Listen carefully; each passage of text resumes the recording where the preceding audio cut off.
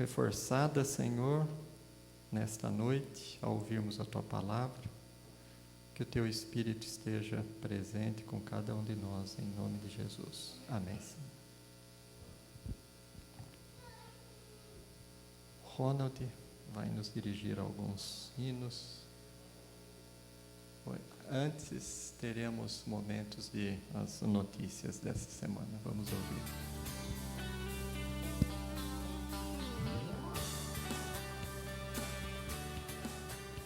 Homem, este convite é especial para você. Vem aí o Congresso de Homens 2015, de 6 a 8 de novembro em Caraguatatuba.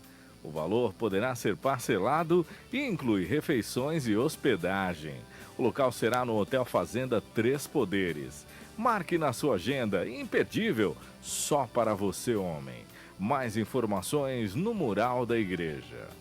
Em 30 de agosto de 1980, nascia o Clube de Desbravadores Luzeiros do Vale, sob a liderança de Maria Lúcia.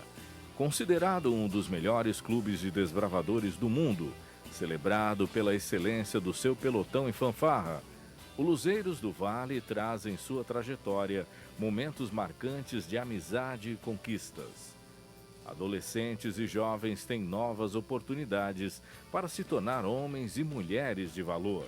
A partir de hoje, o Facebook do clube está reformulado e passará a ser página, com mais de 15 mil fotos mostrando todo o trabalho desses 35 anos. Luzeiros do Vale, patrimônio da Igreja do Jardim América. A Escola de Paz convida para um encontro especial no dia 13 de setembro. Pela manhã, teremos palestras na área da saúde, atividades físicas e aula de culinária saudável. Todas as famílias podem participar, mas as vagas são limitadas. Inscreva-se hoje mesmo com a Rosângela, Thaís ou Sheila. A igreja disponibiliza material de apoio para dar estudos bíblicos e também organizar um pequeno grupo. Pegue o seu com a Rosângela Barbosa e multiplique esperança.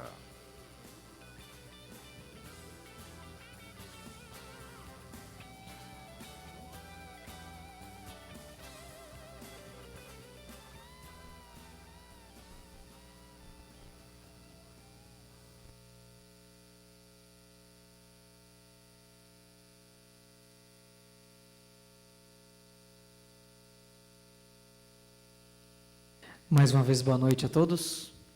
Deus seja louvado pela sua presença neste local santo de adoração ao nosso Deus. Vamos cantar todos juntos o hino 233, Com Cristo no meu coração, para alegrarmos a nossa mente, o nosso coração, para ouvirmos a mensagem desta noite. Com Cristo no meu coração, número 233.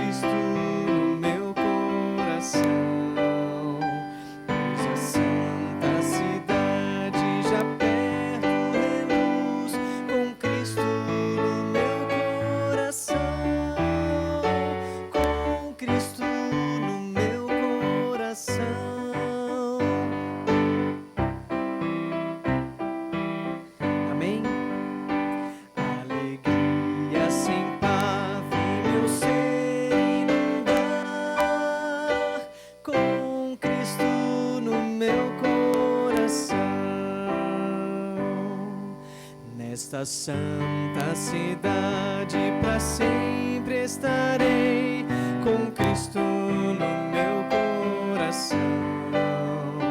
Lá com grande alegria aflição entrarei com Cristo no meu coração.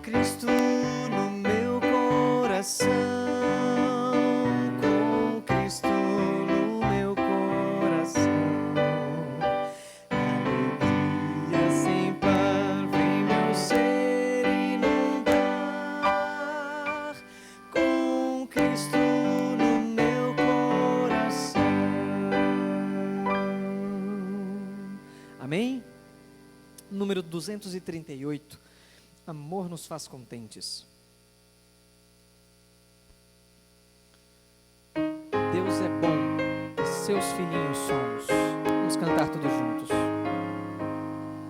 Amor nos faz contentes, amor nos dá prazer, e para lhe cumprirmos, o amor nos dá poder.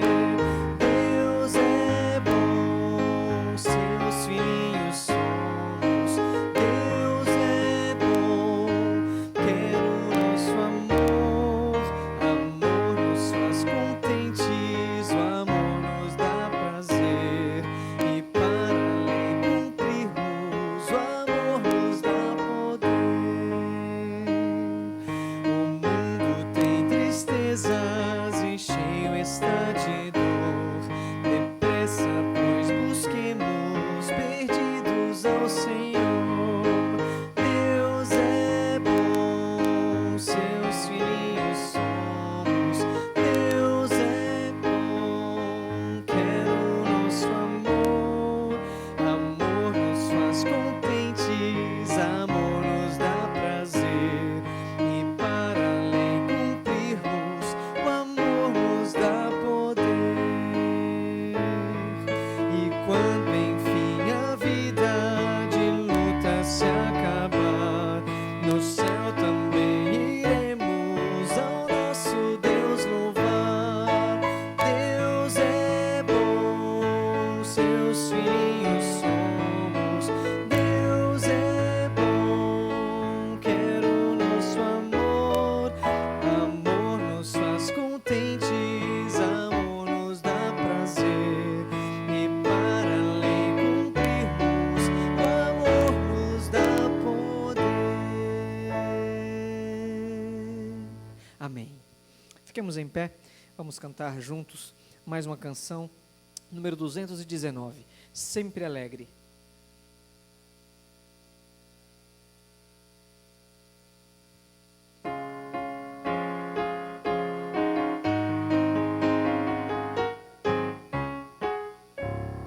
Seja o coração alegre, sempre a transbordar louvor, pois o nosso Pai Celeste mostra-nos o seu amor.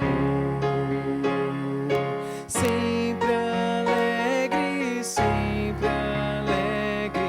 é o viver do bom cristão. Oh, que regozijo pleno brota-lhe da salvação. Temos proteção nas lutas, Deus nos toma pela mão. Sua sempre eterna graça dá-nos força na aflição. Sempre alegre é o viver do bom cristão. Oh, que regozijo pleno brota-lhe da salvação. Sempre guiará os justos com amor em sua luz. Juntos serviremos todos ao amado e bom sempre alegre, sempre alegre é o viver do bom cristão. Oh, que regozijo pleno brota ali da salvação.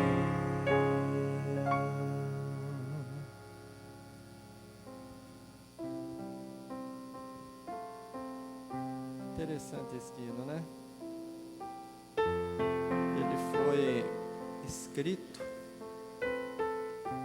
por uma cega e surda, Fanny Jane Crosby. Escreveu um hino tão alegre como este, né? Muitas vezes nós temos ouvido, falamos, temos pernas para andar. Vamos fixar a nossa mente na gratidão. O povo de Israel ia todos os anos para Jerusalém comemorar a festa da Páscoa. Eles iam cantando pelo caminho. E nós estamos nos dirigindo para Canaã celestial. Qual deveria ser o nosso sentimento? Vamos nos ajoelhar agora e pense numa bênção, numa alegria que Deus te deu. Fale com Ele durante 1 minuto e em seguida nós iremos orar.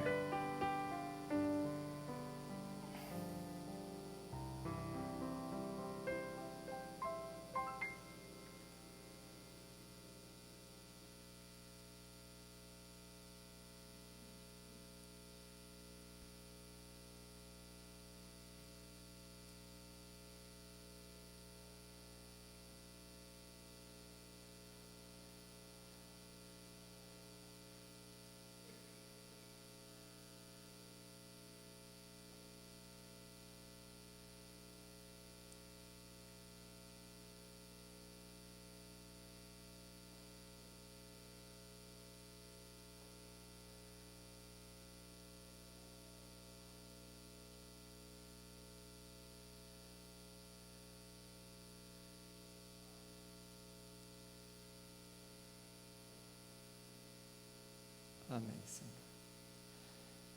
Senhor nosso Deus e nosso Pai, temos tantos motivos para agradecer pela maneira que o Senhor tem nos conduzido até aqui, em meio às dificuldades dos últimos dias, podemos sentir de perto a Tua mão, Teu poder, Teu abraço, ao estarmos nos dirigindo para a Canaã celestial. Não podemos, Senhor, deixar de reconhecer Teu grande amor na vida de cada um de nós. Ajuda-nos, Senhor, a educarmos a nossa mente para enxergarmos mais nitidamente as bênçãos que diariamente o Senhor nos outorga. Estamos, Senhor, chegando a Canaã celestial. O inimigo tem feito e fará todas as tentativas para nos desviar deste caminho. Mas muito obrigado, porque podemos renovar a nossa fé através da Tua palavra, através da oração, através dos cultos aqui em Tua casa, Senhor. Que este seja um culto abençoado por Ti, que a doutora Thais, ao abrir a Tua palavra, possa falar através da influência direta do Teu Santo e Bom Espírito. Abra a nossa mente, o nosso coração, para podermos compreender um pouco mais a Tua vontade e o Teu querer para a vida de cada um de nós. Em nome de Jesus, o nosso Senhor e Salvador, é que nós tudo pedimos e agradecemos. Amém, Senhor.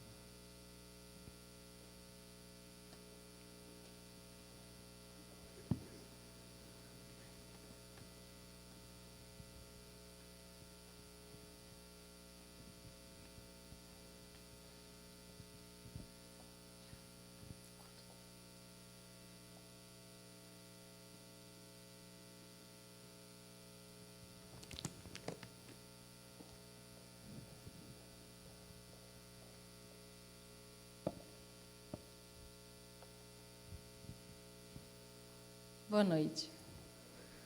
Bom ter vocês aqui e eu gostei muito dessa iniciativa dos anciãos desse mês de fazermos essas quartas-feiras sobre saúde emocional, que é um tema que a gente está precisando ouvir muito, não só vocês, mas os próprios psicólogos, né?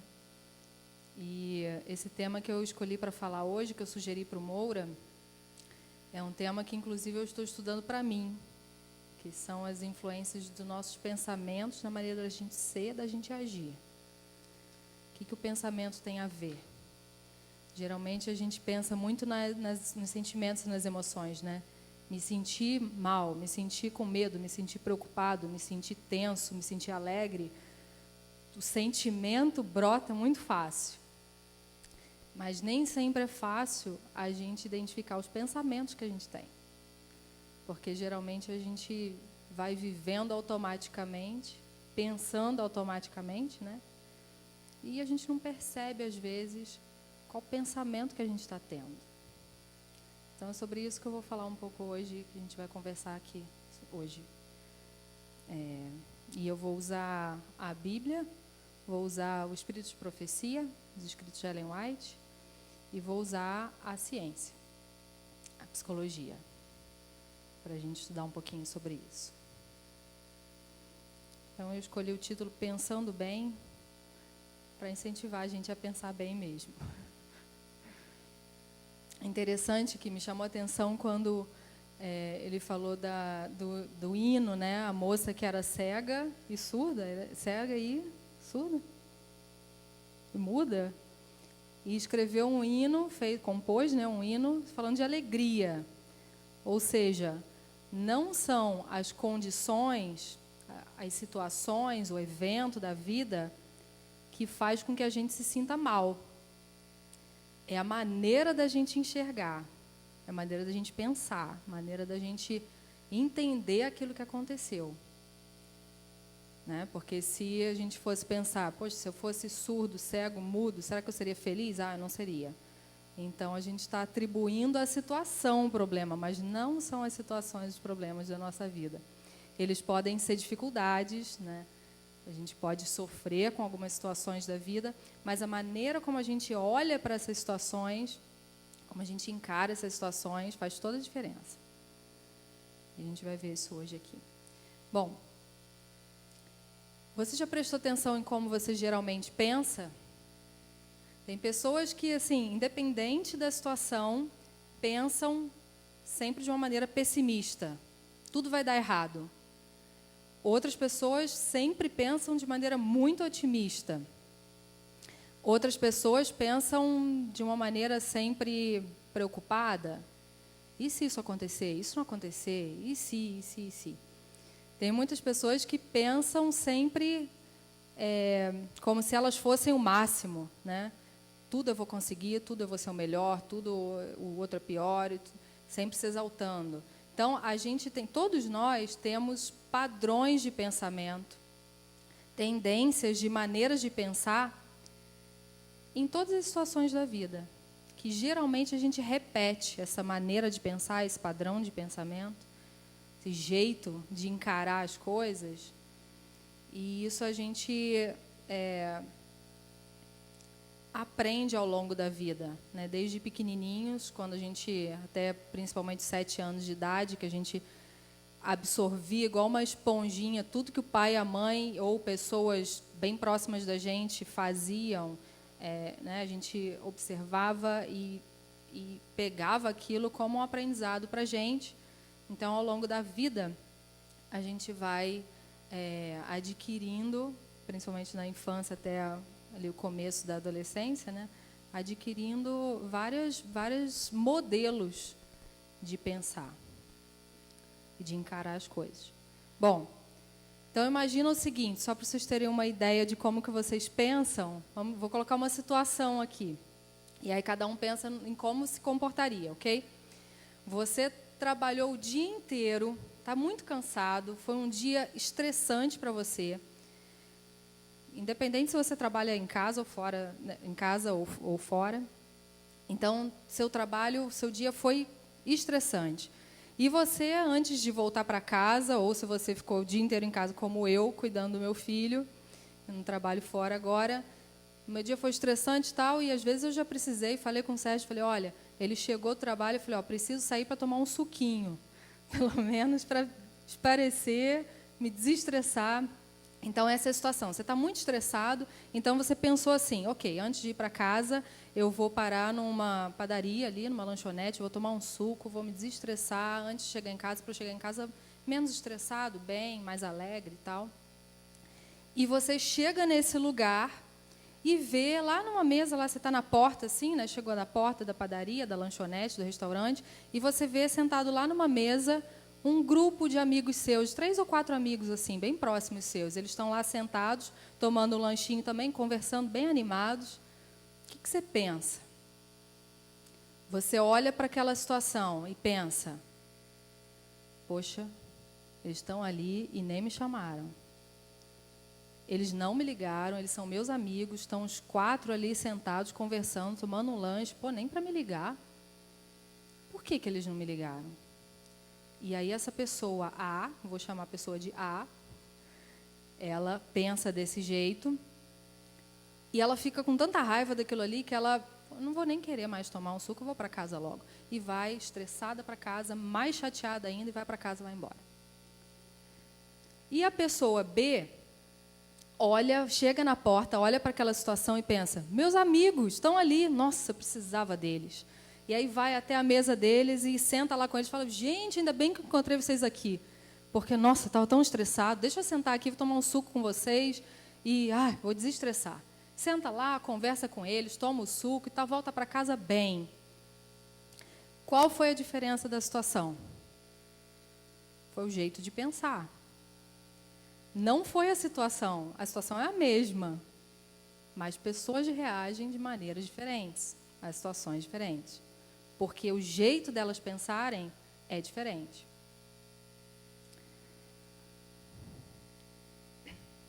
Eu vou começar com textos da Bíblia que falam sobre pensamentos. E eu coloquei eles ali, se vocês quiserem podem abrir as próprias Bíblias, e eu já vou ler ali no texto que eu projetei. Acho que está um pouco pequenininho, né? Mas dá para ler. Romanos 12, 2, vocês já devem, muitas pessoas conhecem bastante, né? Aquele texto que Paulo fala assim, não vos conformeis com esse mundo, mas transformai-vos pela renovação da vossa mente. E algumas Bíblias falam do vosso entendimento, para que proveis qual é a boa, agradável e perfeita vontade de Deus. Então, como que a gente pode se transformar?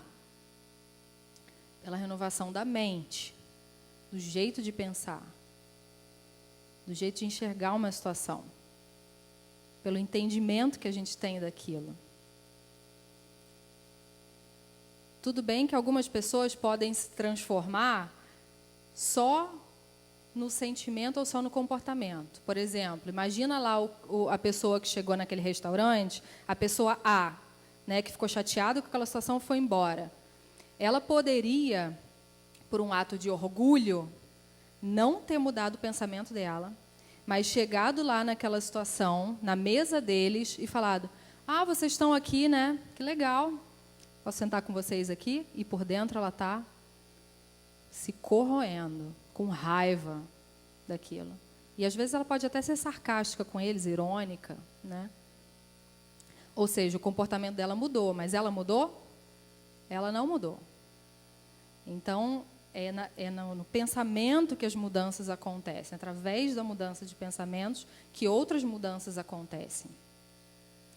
Filipenses 4:8 também é um texto conhecido, né, que fala, quanto ao mais, irmãos, tudo que é verdadeiro, tudo que é honesto, justo, puro, amável, tudo que é de boa fama, se há alguma virtude e se há algum louvor, nisto pensai. Ou seja, qual é a importância da gente pensar naquelas coisas? Pensar em coisas justas, coisas boas, coisas agradáveis, amáveis. Por quê? Porque pensar é bom? Porque isso vai produzir alguma coisa na gente. Os pensamentos não acontecem na nossa mente e só. Os pensamentos têm a ver com a nossa emoção, com o nosso sentimento, como a gente se sente, e com o que a gente vai fazer depois daquilo. O outro texto é de Efésios 4, 17 a 24, que diz assim: assim eu lhes digo, Paulo falando para os Efésios, né? E no Senhor eu insisto, que não vivam mais como gentios, que vivem na inutilidade dos seus pensamentos. Eles estão obscurecidos no entendimento, separados da vida de Deus, por causa da ignorância em que estão, devido ao endurecimento do seu coração. E quando a Bíblia fala de coração, algumas vezes o coração quer dizer mente. Tendo perdido toda a sensibilidade, eles se entregaram à depravação, cometendo com avidez toda espécie de impureza. Todavia, não foi isso que vocês aprenderam de Cristo.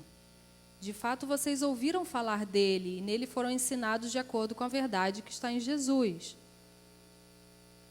Quanto à antiga maneira de viver, vocês foram ensinados a despir-se do velho homem, que se corrompe por desejos enganosos, a serem renovados no modo de pensar e a revestir-se do novo homem, criado para ser semelhante a Deus em justiça e em santidade provenientes da verdade. Então, Paulo aqui está advertindo os Efésios, né, falando a eles: vocês estão cometendo esses pecados, esses comportamentos que não estão sendo legais para vocês, porque vocês se esqueceram. Vocês mudaram os seus pensamentos. Vocês se esqueceram do que vocês já tinham aprendido. E como é que eles, então, vão poder voltar a serem como Deus queria que eles fossem? Renovados pelo modo de pensar. O que eles estavam pensando? Ali antes, nos versículos anteriores, ele fala, né, que eles viviam na inutilidade dos pensamentos. Pensamentos não são neutros. Às vezes a gente pensa que eu posso pensar em qualquer coisa, posso ver qualquer coisa, ler qualquer coisa, porque às vezes aquilo ali não é inofensivo. Pensamentos não são neutros. Ou eles são bons, ou eles não são. E principalmente se a gente olhar pela perspectiva espiritual. Não tem meio termo. Ou eles pertencem a um, ou pertencem a outro. Então,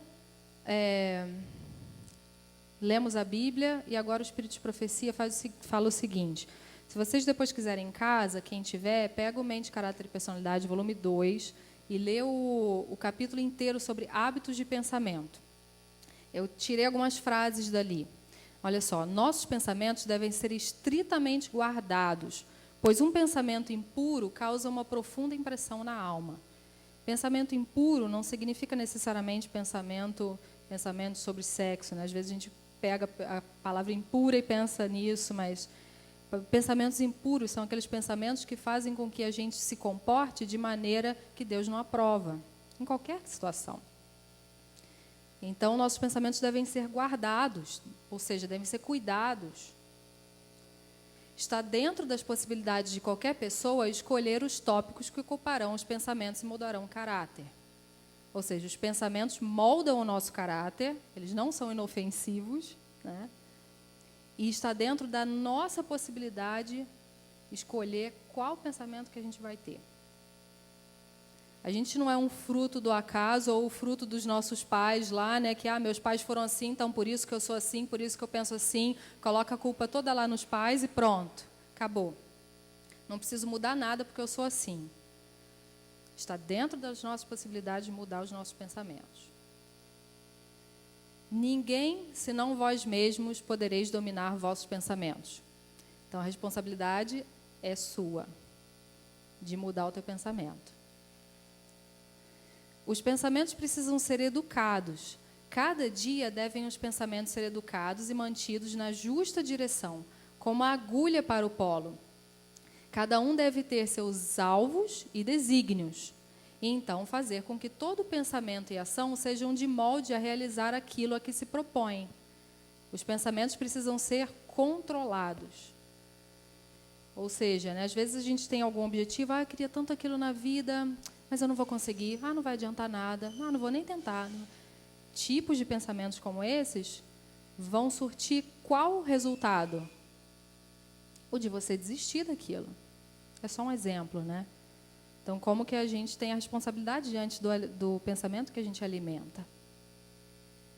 Pensamentos corretos, puros e santos, pensamentos corretos, puros e santos propósitos não nos vêm naturalmente. Temos que lutar por eles. Ontem eu estava levando meu filhinho na casa da minha sogra para ele ficar lá o dia inteiro que eu tinha que preparar essa palestra de hoje. E eu estava lutando de manhã com um pensamento que estava me fazendo mal. E eu sabia que esse pensamento, porque já conheço esse tipo de pensamento de uma longa data, eu sabia que ele me fazia mal e que ele não estava correto. E eu fui da minha casa até a casa dela e voltei no carro lutando com esse pensamento, tentando mudar esse pensamento, falando comigo, Thaís, não é assim. Esse pensamento é tua tendência, não vou abrir aqui para vocês, mas eu também luto com pensamentos meus, que não são reais, são pensamentos que a gente vai ver mais para frente, que vieram de crenças que a gente foi aprendendo ao longo da vida. A gente vai falar mais sobre isso depois. Então, a gente tem que lutar com o pensamento. É um treino, é um exercício e é chato, mas funciona. É chato, assim, no sentido de ser cansativo, né? Às vezes a gente passa a vida inteira com um tipo de pensamento que chateia a gente, né? Que cansa, que a gente não aguenta mais aquele tipo de pensamento. Poxa, ele de novo aqui na minha cabeça, de novo eu pensando que fulano está chateado comigo, que está todo mundo contra mim, ou que, não sei, outros pensamentos. Alguém que tenha vergonha de vir falar em público, né? Então pensa, aquele pensamento de novo de que as pessoas vão me julgar, as pessoas vão reparar se eu estou falando assim ou assado, né? Então cada um luta com tipos de pensamentos diferentes. Quando se permitiu por muito tempo que a mente demorasse tão só em coisas terrenas, é muito difícil mudar os hábitos de pensamento. Ali ela está falando da questão da gente pensar muito nas coisas terrenas, mas a gente pode aplicar isso a várias coisas, no sentido de que, enquanto a gente passa muito tempo, a vida inteira, anos, pensando de uma forma, é difícil você mudar. Porque você já está acostumado, o cérebro já faz um caminho, né, de estilo de pensamento que, para mudar, fica difícil. Mas não é impossível. E eu acho que tem mais 2 textos de Ellen White que falam o seguinte: por isso, aqui ela está falando da experiência dela uma vez, né, quando ela estava duvidando, ou ela estava triste e não conseguia se lembrar de que Cristo morreu por ela, e ela precisava lutar contra esse pensamento de que Deus tinha abandonado ela, tinha colocado de lado. Então ela escreveu isso daí. Por isso, porque Cristo morreu por mim, que ela estava falando sobre isso antes, né, mantendo o meu pensamento nesse rumo, eu o educo, eu disciplino o pensamento, né? Educo a língua, educo os pensamentos, disciplino tudo que há em mim, a fim de que eu possa prendê-lo a Jesus Cristo. Então, a luta dela de mudar um pensamento, de ir contra um pensamento que está martelando a cabeça para ela, que era com relação a isso, né? Jesus não está perto de mim, me abandonou, e ela estava lutando contra esses sentimentos e esses pensamentos. E a faculdade de se dominar desenvolve-se pelo exercício. O que parecia a princípio difícil torna-se fácil pela repetição constante, até que os retos pensamentos e ações acabam por ser habituais. Então é como um exercício físico, né? Você está há meses sem se exercitar, sem fazer uma atividade qualquer. Quando você faz uma vez, teu corpo fica dolorido, você acha chato, que chato ir caminhar, ir correr na academia. Aí você, no outro dia, não tem tanto ânimo assim, mas vai de novo. Mas depois, quando você vai continuando firme nesse objetivo, fazendo seu exercício todos os dias, seu corpo vai pedindo mais. E aí você consegue ter vontade de fazer aquilo e vai mudando o teu jeito de ser, de sentir, né? Com relação ao exercício físico. E assim também os nossos pensamentos. À medida que a gente vai treinando, identificar alguns pensamentos que são disfuncionais na gente e ir mudando, à medida que a gente treina isso, treina um dia, treina outro, né, exercita no outro, eles vão lentamente, mas vão se tornando um pouco mais habituais, os novos pensamentos, em lugar dos velhos. Mas é um exercício. Bom, falamos da Bíblia, falamos do Espírito de Profecia, e agora o que diz a ciência? Eu estou lendo um livro agora bem recente da terapia cognitivo-comportamental. Esse é um tipo de terapia que é bem prática, bem objetiva dentro da psicologia. A pessoa chega para a gente no consultório, a gente trata então o problema em si, ao invés de olhar toda a questão, né, da pessoa, estudar várias coisas. Você foca no objetivo e trata aquilo ali. E esse tipo de terapia fala o seguinte: nossas cognições, ou seja, a maneira de pensarmos sobre uma situação, tem uma influência controladora sobre as nossas emoções e comportamentos. O que a gente pensa faz com que a gente se sinta de alguma forma, e então a gente age de acordo com aquilo que a gente pensou e sentiu. É uma linha, né? Uma rede. E veja que a ciência fala o que Ellen White falou há anos atrás, né? Como que Deus inspirou essa mulher para que ela trouxesse para a gente conteúdos magníficos. E uma frase do Dalai Lama, o líder budista, né?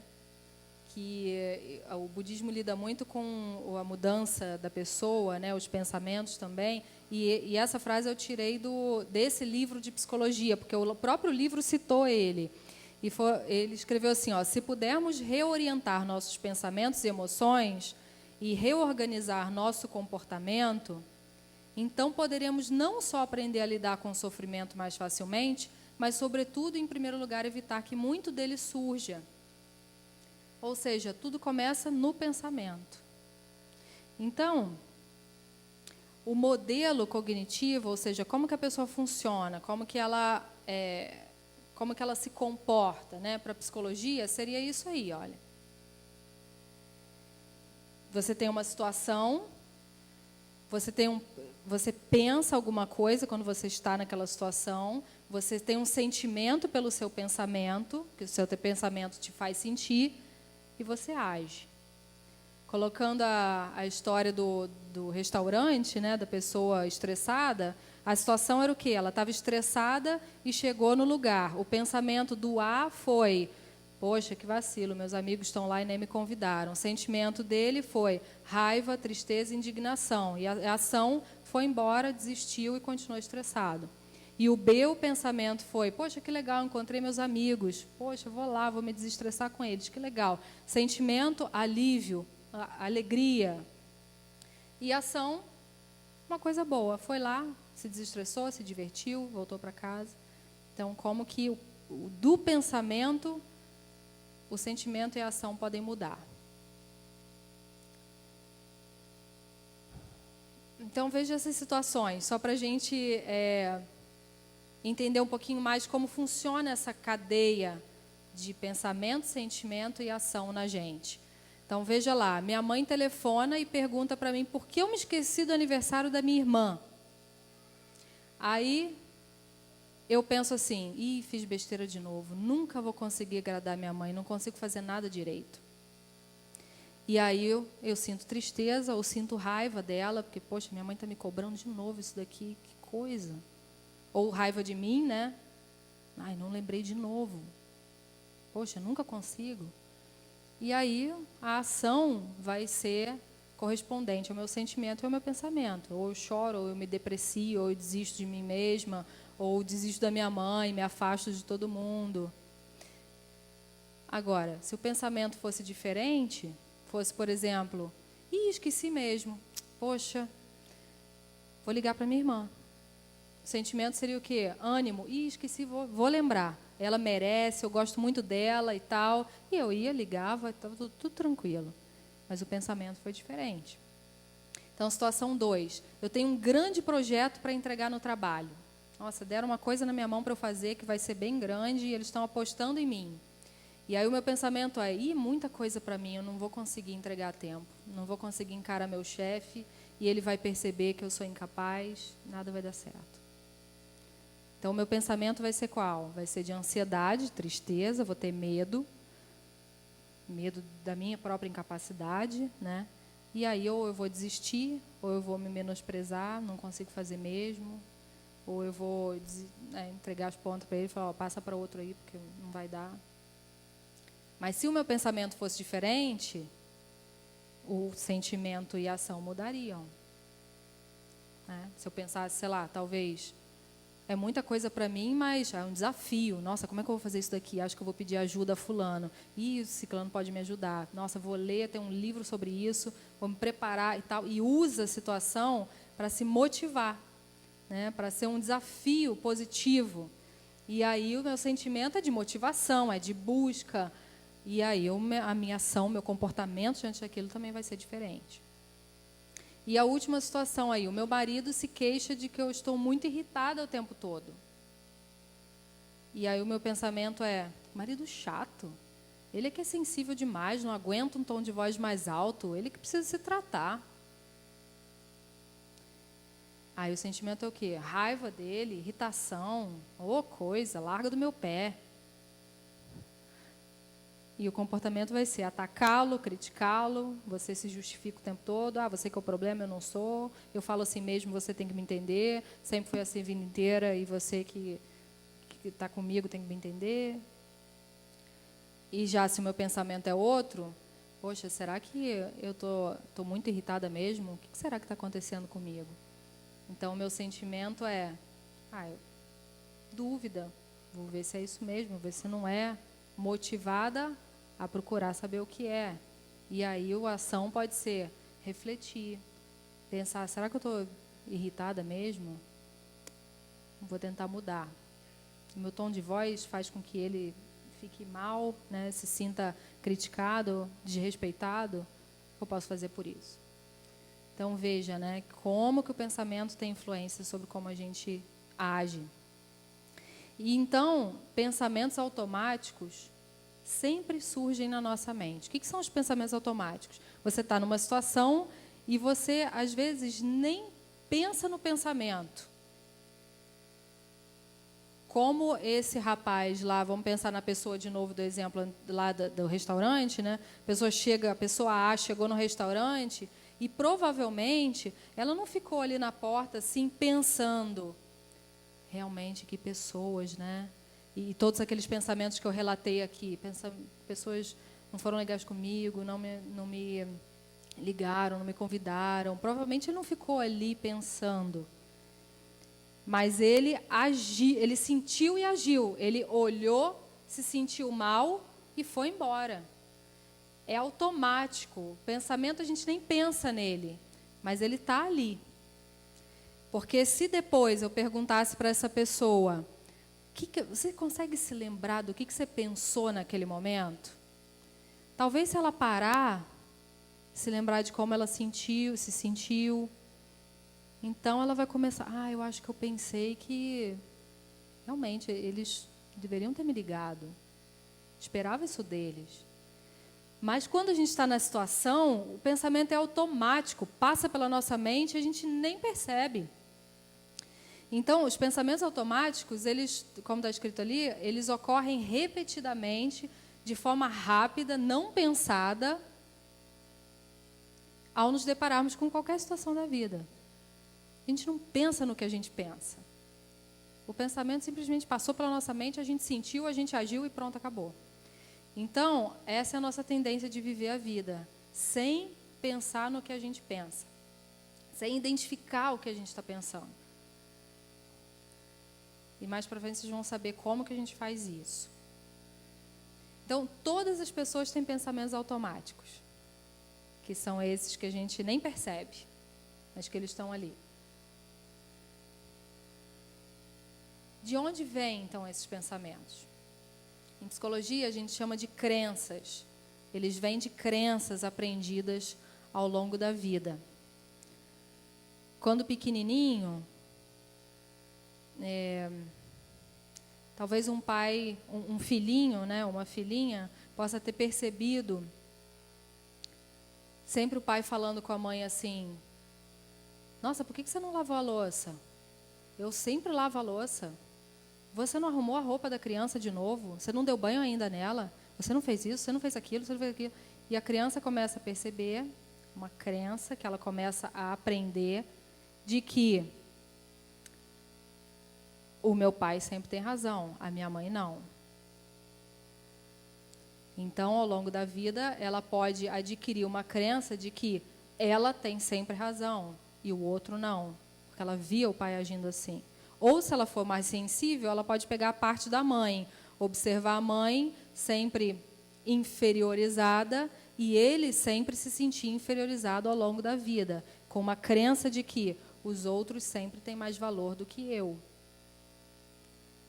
E os outros têm sempre mais valor do que eu, essa crença que a criança aprende, vai então desenvolver nela pensamentos automáticos que acabam caindo no exemplo da pessoa A, que chega lá e pensa que os outros não ligaram porque não gosta dele, porque não ligam para ele, porque preferem companhia dos outros.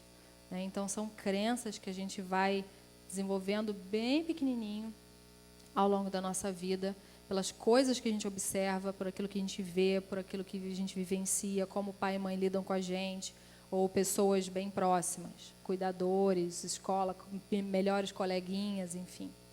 E a própria sensibilidade da pessoa. Né? Não vamos colocar aqui a culpa nos pais só. Nós somos quem somos por 3 fatores.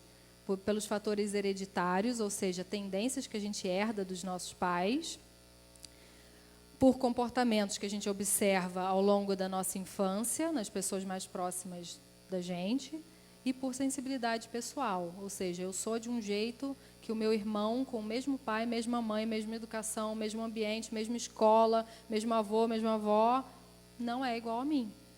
É a sensibilidade pessoal. Uns mais sensíveis, outros menos sensíveis. Mas, não estou nem aí, isso não me atinge muito, né? Então, são crenças. Agora, esse esquema eu coloquei para ficar mais claro para vocês, né, que tem uma situação. A situação que gera pensamentos automáticos que a gente nem percebe, que vem por causa de crenças que a gente aprende. Mas essas crenças, gente, não são conscientes na maioria das vezes. A gente quando a gente para pensar, o que eu entendo como verdades para a minha vida? A gente vai ver alguns exemplos de crenças aqui, que vocês poderão se identificar ou não. Né? Mas, geralmente, elas não são conscientes, elas são mais inconscientes. Mas essas crenças fazem com que pensamentos automáticos passem pela minha cabeça. Então, eu tenho reações emocionais, me sinto de uma determinada forma, me comporto de uma determinada forma e tenho reações fisiológicas, né? Tipo, se eu estou com medo, aí começa a me dar taquicardia, coração acelerado, falta de ar, tremor, né? As reações do corpo. Ou se eu estou tensa, com medo aqui de falar para vocês, eu vou ficar toda rígida, né? Vai dar dor aqui nos músculos. Talvez o canto da boca vai ficar tremendo. Então, são as reações fisiológicas que a gente tem. Então, as crenças. Tem crenças que a gente adquire que são saudáveis e tem crenças que são disfuncionais. Aqui tem uma lista de crenças saudáveis e disfuncionais. E eu vou passando uma por uma, vão tentando identificar o que faz sentido para vocês. O que vocês acham que se encaixam na vida de vocês ou não. Eu tenho depois isso impresso, se vocês quiserem eu posso dar para vocês levarem para casa e depois olharem com mais calma e pensarem. Aí, se vocês quiserem, quem quiser me peça no final. Não importa o que aconteça, posso enfrentar de alguma forma o que acontecer, de alguma maneira. É uma crença positiva, né, saudável que a pessoa pode ter ou não pode ter. Então, vai tentando identificar se você tem ou não tem. Se trabalhar duro em alguma coisa, eu posso dominá-la, ou seja, eu posso me dar bem. Se eu trabalhar duro, eu vou me dar bem.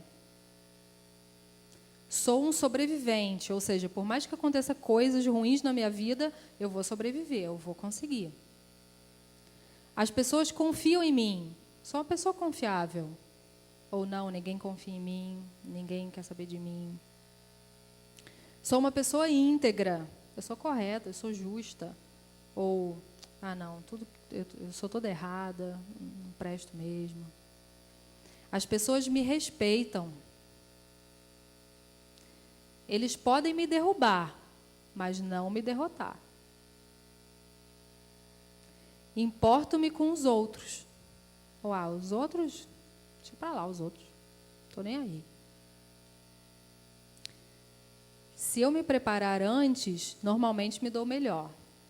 Ou seja, se eu me preparar, eu vou conseguir. A crença contrária seria, não adianta nem eu me preparar, porque eu não vou conseguir mesmo. Eu mereço ser respeitado. E tem pessoas que inconscientemente admitem desrespeitos de outros, porque acham que não merecem o respeito.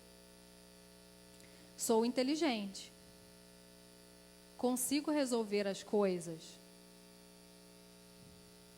Pessoas muito inseguras acham que não conseguem resolver nada. Consigo lidar com o estresse. Ou não consigo. Qualquer coisa, tá chegando, estou estressada, acho que eu vou surtar, porque eu não vou conseguir. Quanto mais difícil o problema, mais capaz eu me torno. Consigo aprender com os meus erros e ser uma pessoa melhor. Ou não, você erra e pensa, sou um fracasso, não sirvo para nada. Sou um bom cônjuge, ou pai, ou mãe, filho, amigo, namorado. Ou, não consigo ser nada de bom. Um péssimo cônjuge. Tudo vai acabar bem. Ou nada vai acabar bem. Nunca. E agora as crenças disfuncionais. Tenho que ser perfeito para ser aceito. Não serve menos que 100%. Eu sempre tenho que ter 100% de quem eu sou para o outro, de perfeição, senão não serve. Se eu decidir fazer alguma coisa, eu tenho que ter sucesso sempre. Porque se eu errar em uma coisa, eu não sou nada. Viro totalmente incapaz. Sou burro. Consigo nada, nem com esforço. Sem uma mulher ou um homem, não sou nada. É aquela pessoa que depende muito da outra. Nós somos seres interdependentes, né? Mas tem pessoas que são mais dependentes. Sou uma farsa, ou seja, ninguém sabe quem eu realmente sou. Eu, na verdade, tento ser legal, interessante, atraente, bonito e tal, mas eu, na verdade, não sou.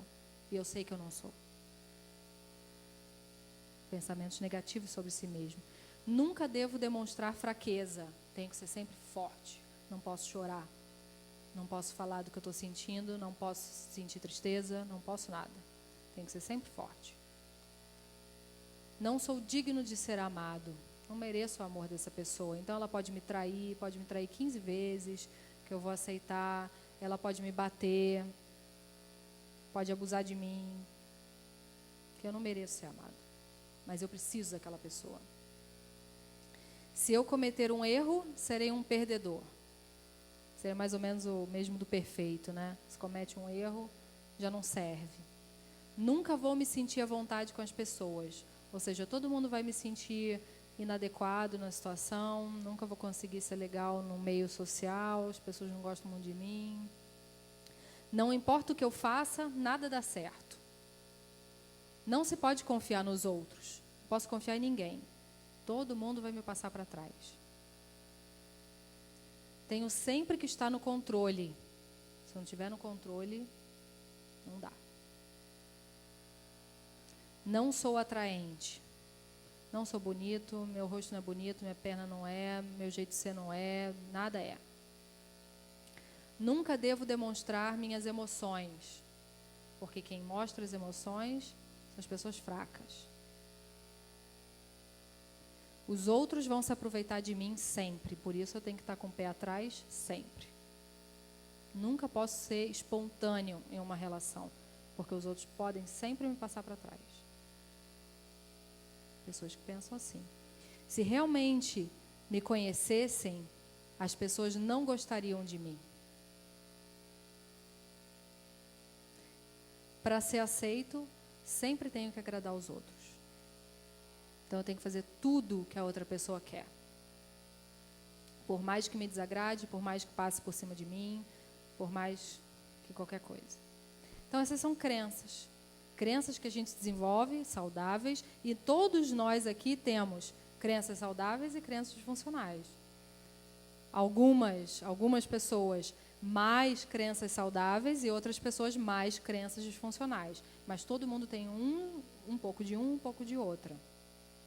E então vem as distorções de pensamento. Maneiras da gente pensar diante de uma situação que é errada. Distorce a realidade por conta de crenças disfuncionais que a gente tem. Se eu acredito que a outra pessoa é sempre melhor que eu vou ter uma distorção de pensamento de que, por exemplo, eu chego para alguém e essa pessoa, chego no trabalho, essa pessoa não me cumprimenta e eu tenho uma distorção de pensamento de que essa pessoa não cumprimentou porque ela não gosta de mim. Ao invés de eu pensar, ela não me cumprimentou porque ela estava ocupada, cheia de coisa, acabou de chegar, está colocando as bolsas no lugar, arrumando o computador, sei lá. Então, vem as distorções de pensamento, que são as seguintes. Vou falar de algumas, tem várias, mas eu vou falar só de algumas. Pensamento catastrófico. Vê se você se encaixa em algumas dessas distorções de pensamento. Imagina sempre o que pode acontecer de pior em uma situação, sem levar em consideração as outras possibilidades. Então, um exemplo ali, a pessoa está dirigindo um local onde o celular não pega e ela pensa assim, o celular não funciona nessa parte da estrada, e agora? O pneu do carro pode furar, pode me assaltar, eu posso me perder, eu não vou poder ligar para ninguém, e agora... E aí ela começa a sentir taquicardia, falta de ar, se apavora. Sempre pensa no que pode acontecer de pior. Esses tipos de pensamentos são pensamentos catastróficos, são distorções de pensamento. Por quê? Qual é a realidade dessa situação? A realidade dessa situação é que você está dirigindo um local onde o celular não pega. Então, se o pneu furar, se alguma coisa acontecer, o que você vai fazer? Talvez você vai esperar uma pessoa chegar, ou você vai se dirigir a um posto mais próximo, ou você... Tem outras opções, mas a pessoa pensa no pior.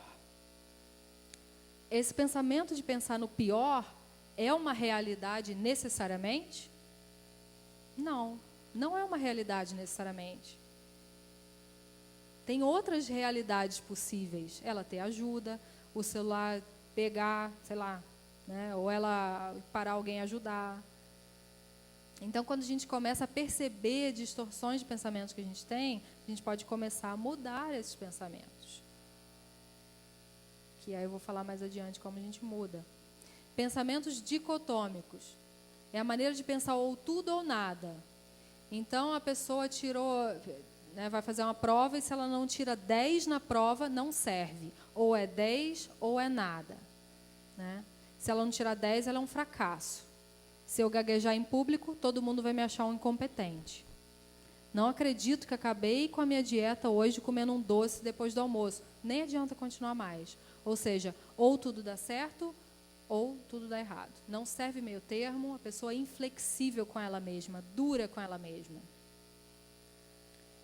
E geralmente essas pessoas têm uma ansiedade muito alta, por conta da maneira como se tratam, não se tratam como amigas. Não é amiga de si mesma. Né? Muito cobradora de si mesma. Pensamentos de generalização. É quando a pessoa generaliza o que aconteceu em uma situação apenas. Né? Então, o exemplo lá é um namorado que termina com a namorada e ela pensa, nenhum rapaz mais vai gostar de mim, nunca mais vou conseguir arranjar um namorado de novo, nunca mais vai dar certo, nunca mais vou me casar, e, enfim. E aconteceu com um namorado. Mas talvez se eu perguntar para essa menina, tá, mas você já namorou outras vezes? Já. E uma vez eu que terminei com o rapaz. Ah, é? Ah, então não é todo mundo que não gosta de você? Então veja que às vezes a gente pode, ou mesmo que todos tenham terminado, isso significa que ninguém mais daqui para frente vai gostar dela? Que nenhum mais vai dar certo? Que ela não serve mais para ninguém? Que ela é uma péssima namorada? Não. Significa que para aquele rapaz, naquela situação, ele não gostou, ele não se interessou, aconteceu alguma coisa, enfim. Então é uma distorção de pensamento. Não é real que ela não vai conseguir mais arranjar namorado de novo. Mas ela pensa naquilo e ela acredita naquilo. Então, quando ela percebe que esse pensamento não é real, ela pode mudar. Outra distorção de pensamento é a abstração seletiva, ou seja, a pessoa ignora aspectos positivos de alguma coisa e presta atenção naquilo que deu errado. O único aspecto, às vezes, de negativo, ela pensa naquele. Ou seja, uma pessoa convidou os amigos e os familiares para a festa de aniversário e um dos amigos não pôde ir. Aí ela pensa, minha festa foi um fracasso. Meu amigo não apareceu, nem apareceu. Em vez de ela valorizar todas as pessoas que foram, um monte de gente foi, vários amigos foram, mas um amigo não foi e a festa foi um fracasso porque esse amigo não foi. Valoriza demais as coisas que acontecem de ruim. Leitura mental é quando a gente tenta interpretar o que o outro está pensando ou como o outro agiu.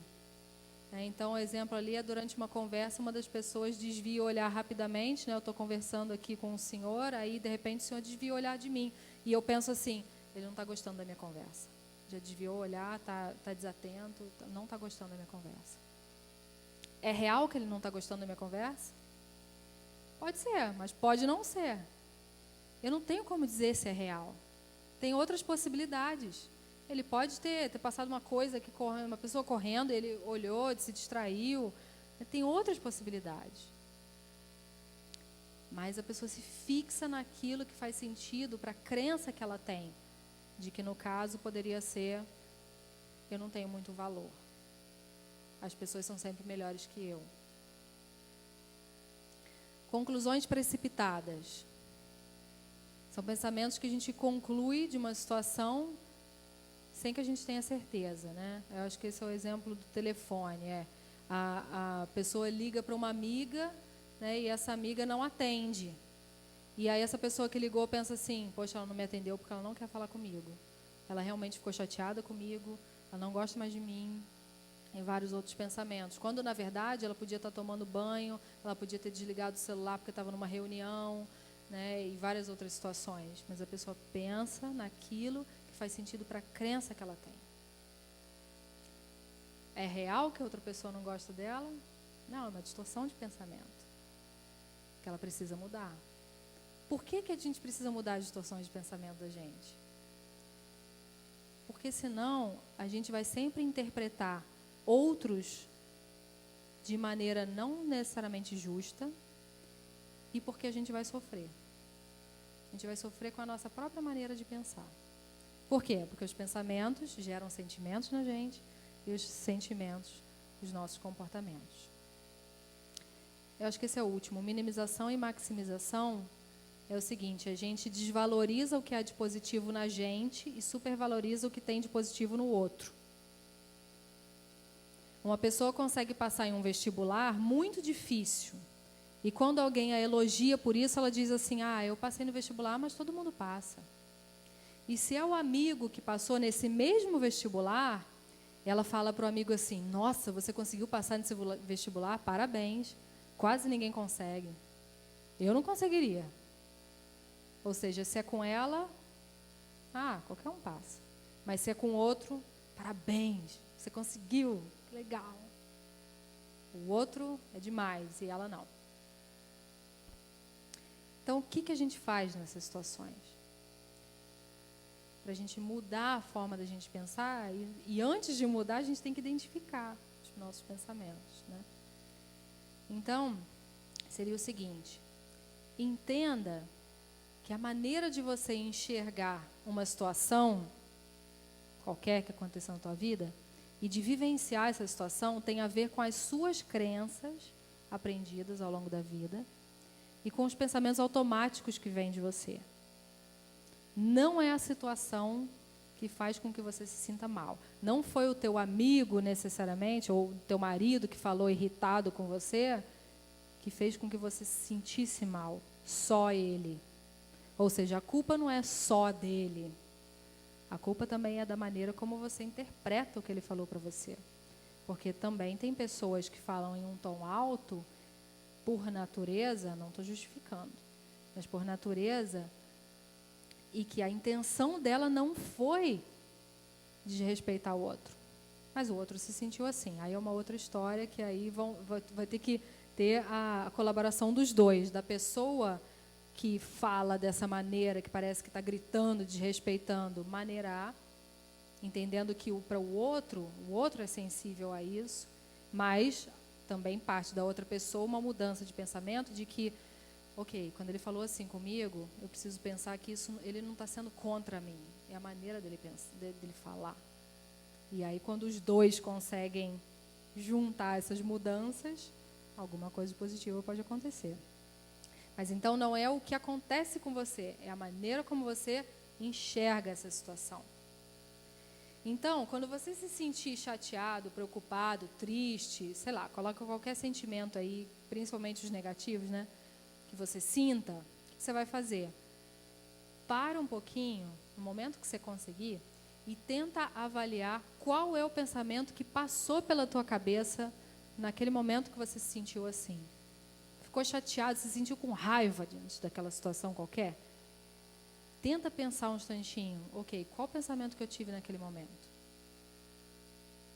Isso é um exercício, porque geralmente não vai ser muito fácil das primeiras vezes você identificar os seus pensamentos. Mas tenta se lembrar o que você pensou naquele momento. E, se possível, anote esse pensamento que você teve, para ficar mais claro para você a rede de pensamentos, sentimentos e ações, né? Então, eu tive esse pensamento nessa situação e eu me senti assim, e eu agi assim. Então, essa é a primeira questão, você identificar qual foi o pensamento que você teve. Depois de você identificar, questione, então, a realidade desse pensamento. Esse pensamento é realmente, redundância, né? Mas realmente real? Esse pensamento é real?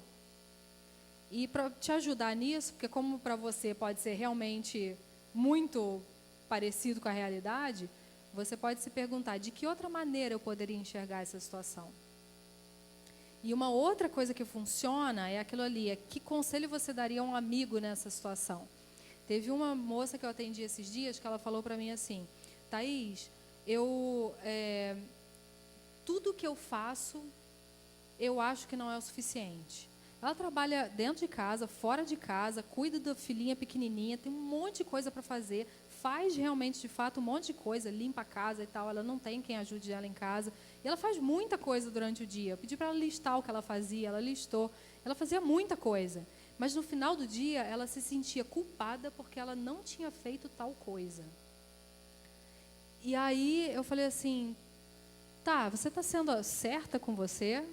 Esse pensamento que você tem de que você tem culpa de não ter feito aquilo, é real? Você precisa ser assim com você? Ela falou, eu acho que eu preciso. Aí eu falei, tá. Então, se chegar uma amiga para você e falar para você assim, fulana, hoje eu trabalhei muito, nossa, eu trabalhei fora de casa, trabalhei em casa, lavei louça, passei, estendi e tal, fiz um monte de coisa e tal, e não consegui fazer aquilo, não consegui arrumar a cama do meu filho, estou me sentindo péssima. O que você falaria para ela? Aí ela deu uma risada e falou assim, eu falaria para ela, nossa, não pensa assim não, você fez tanta coisa. Eu falei, pois é, e por que você não faz assim com você? Então, com os outros, as coisas são mais fáceis. A gente consegue, às vezes, dar conselhos para os outros que não servem para a gente. Servem só para os outros. Então, quando você identificar um pensamento teu e você ficar na dúvida, será que esse pensamento é certo? Será que não é? Será que eu tenho razão? Será que não? Tente imaginar essa situação. Uma pessoa que esteja na tua situação vem e pede um conselho para você. O que você falaria para essa pessoa? Talvez, pensando nisso, você vai conseguir outras alternativas de pensamentos que você não conseguiria se você pensasse em você mesmo.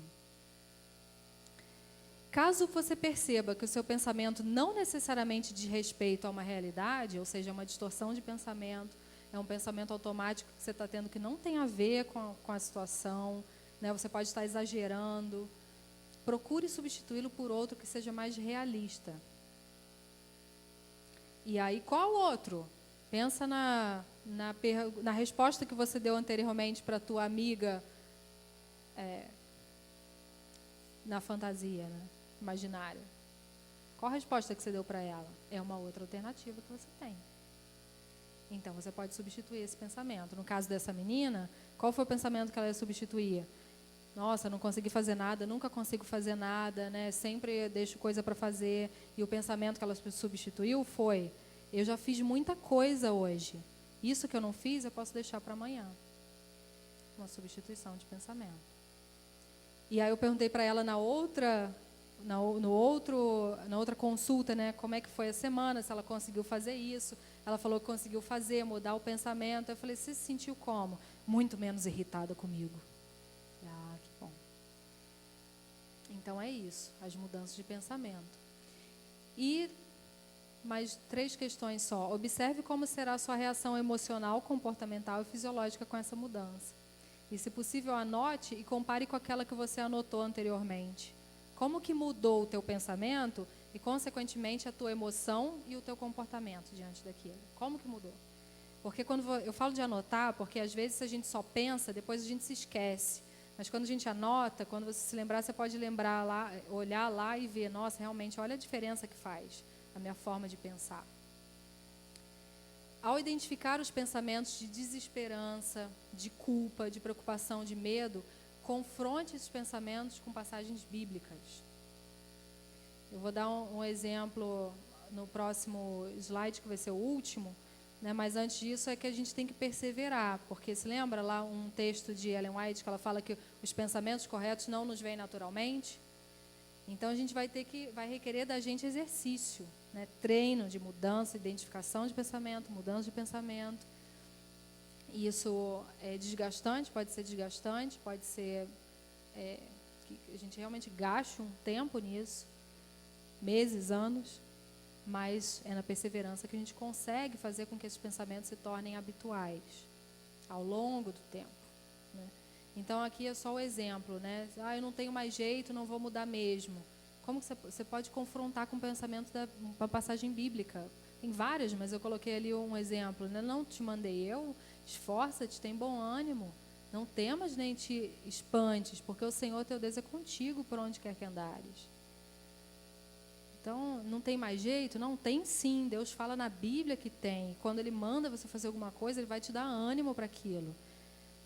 E com as passagens bíblicas, a gente pode ter certeza de que elas são verdade, porque tudo que Deus escreve é verdade, né? Então, elas são pensamentos, né, que a gente pode confrontar com os nossos sem medo de errar, porque eles vão estar sempre certos. Eu errei, eu não mereço perdão.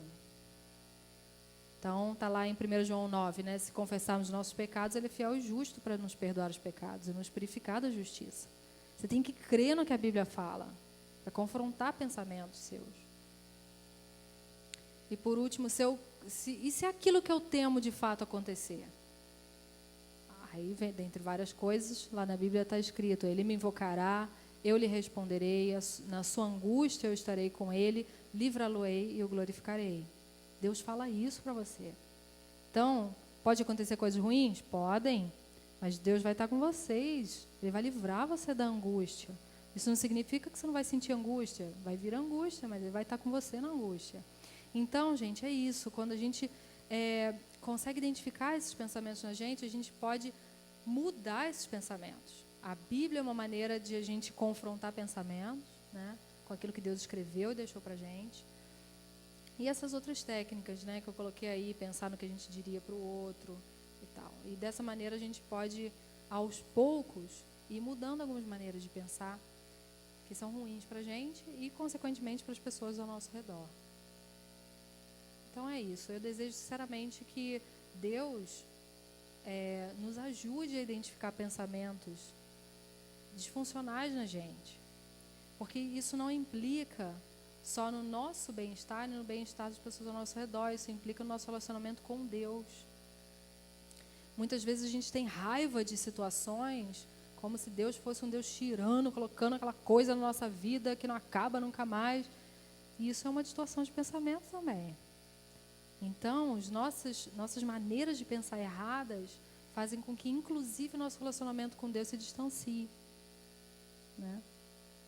Então, que Ele possa nos ajudar, que Ele realmente nos ajude a fazer isso, identificar esses pensamentos. Na Bíblia, como a gente leu lá no começo, em vários textos, né, a gente pode ler que o interesse de Deus é que a gente renove a mente, renove a maneira de pensar.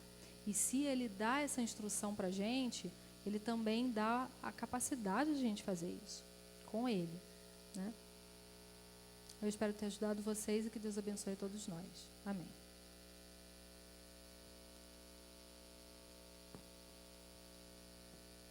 Vamos nos colocar de pé para uma palavra final com Deus?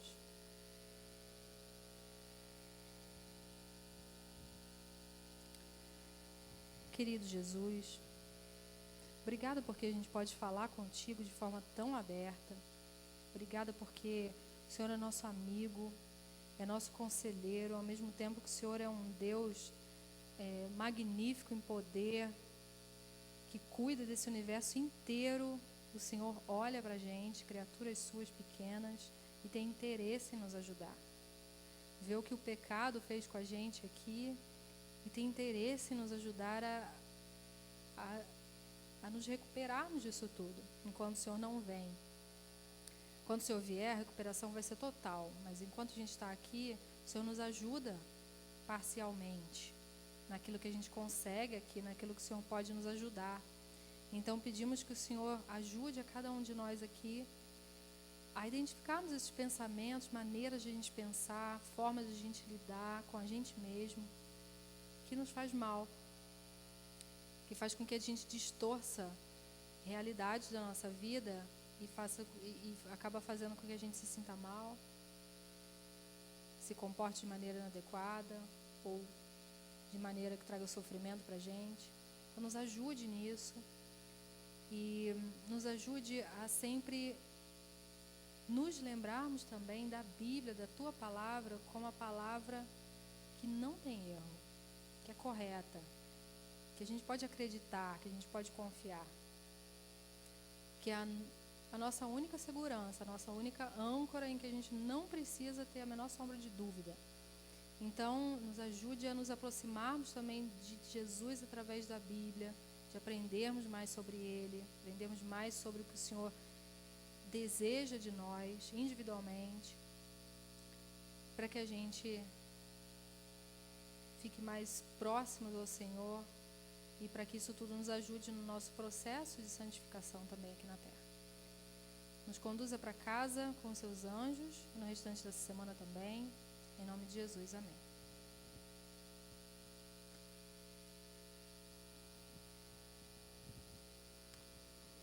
Quanta coisa recebemos nesta noite, né? No próximo sábado também teremos uma programação especial, que você possa voltar a esta casa no sábado às 9 horas. Uma boa noite a todos.